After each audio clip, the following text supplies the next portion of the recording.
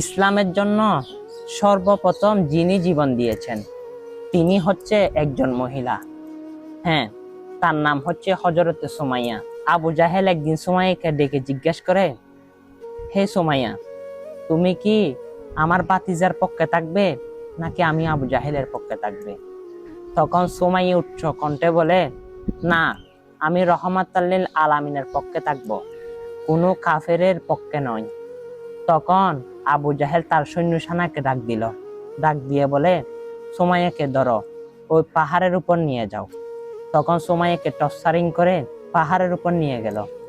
তখন নির্মমভাবে তাকে উলঙ্গ করে অত্যাচার শুরু করতে লাগলো।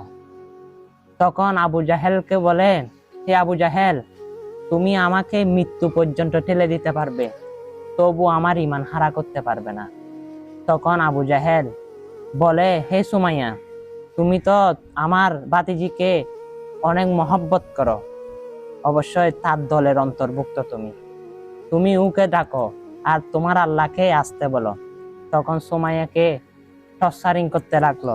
সুমাইয়া দুইটা চোখের পানি ছেড়ে দিয়ে বলে, প্রভু, আমি আপনার বন্ধুর পক্ষে ছিলাম, সেটার কারণে আজকে লজ্জিত হচ্ছে।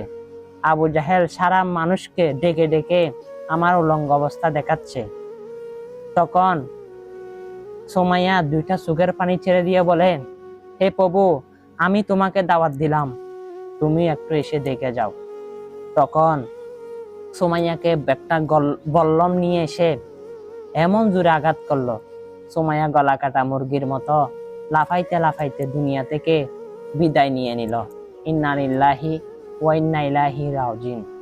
আল্লাহ রাব্বুল আলামিন হযরত জিব্রাইলকে নাজিল করে দিল, হে জিব্রাইল, আমার বন্ধুর পাগলিনী সুমাইয়াকে যাও, তুমি ইতিমধ্যে গিয়ে তাকে জান্নাতুল ফেরদৌসটা দান করে দাও। সুবহানাল্লাহ। সেই নবীর পক্ষে জীবন দেওয়ার নামই হচ্ছে ঈমান। তাই কোরআনে কারিমে আল্লাহ বলেন, আমার রাস্তায় যারা মৃত্যুবরণ করেছে তোমরা তাদেরকে মৃত কইও না, তারা জীবিত। তারা দুনিয়া যেভাবে খাইতেছে আল্লাহর জান্নাতেও তারা সেভাবে খাইবে। সুবহানাল্লাহ।